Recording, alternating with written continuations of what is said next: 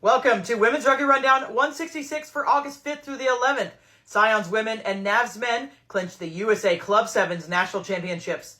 Dubai announced their HSBC 7 stop is November 29th to December 1st, likely the first in the series, and Perth confirmed theirs for January 24th to the 26th. PR7s launched the Locals Academy, the first PR7's Rise team for under 19 players. Japan and USA played to a thrilling 17-17 draw in the Japan Rugby Challenge Series, with the final match set for Saturday, August 17th. Emirates World Rugby confirmed match official appointments for WXV 24 and warm-up matches. We've also updated our fixtures and results page with more internationals and added a watch link, and we round up all of the global premier and club competitions worldwide. Get ready for a journey in the latest on women's rugby. This is your Women's Rugby Rundown, and we're about to kick off.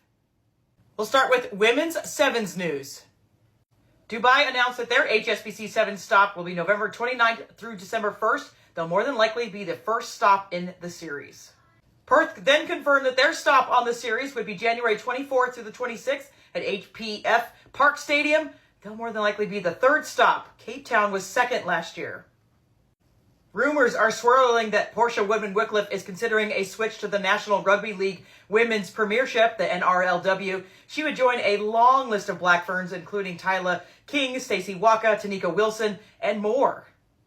In the U.S., there was the Club Sevens National Championships this weekend in Madison, Wisconsin. It was an awesome tournament. I was lucky enough to comment on many of the games.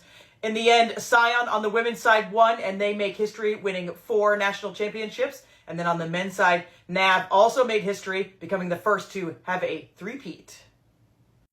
PR7s announced the Locals Academy, the inaugural PR7's Rise team for under 19 players, designed to enhance skills and advance to college, pros, and beyond, with training led by professional coaches and players.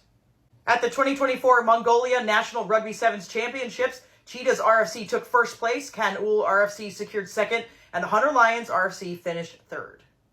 Now switching over to 15's women's rugby news. Japan and the USA battled to a thrilling 17-17 draw on Sunday in the 2024 Japan Rugby Challenge Series. The final match is set for this Saturday, August 17th, 5 a.m. Eastern or 6 p.m. local time. You can rewatch the matchup and the draw on Rugby Pass, and of course watch the match on Saturday on Rugby Pass as well. As a result of this, the USA has dropped down 2 spots to 9th in the rankings, while Japan maintains 11th place.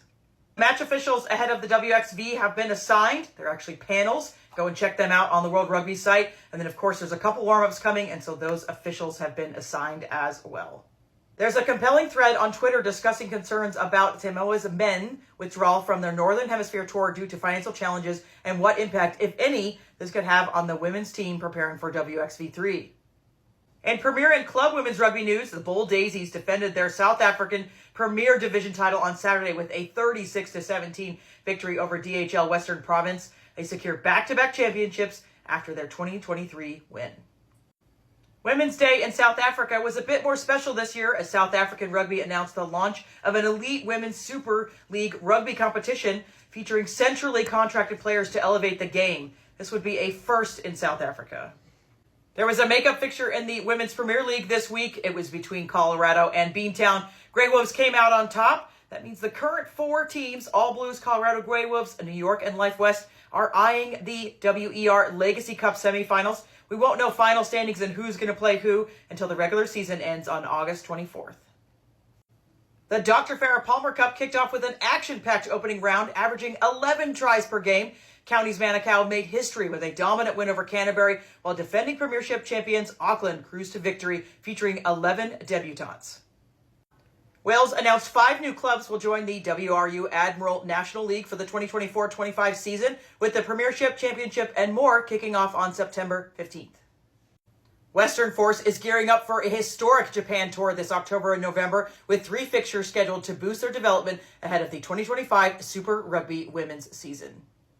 That does it for us this week. Of course, there's always more news on our website at yscrugby.com. Never miss an episode of Women's Rugby Rundown by subscribing on Spotify, Patreon, YouTube, or any of your favorite social media platforms.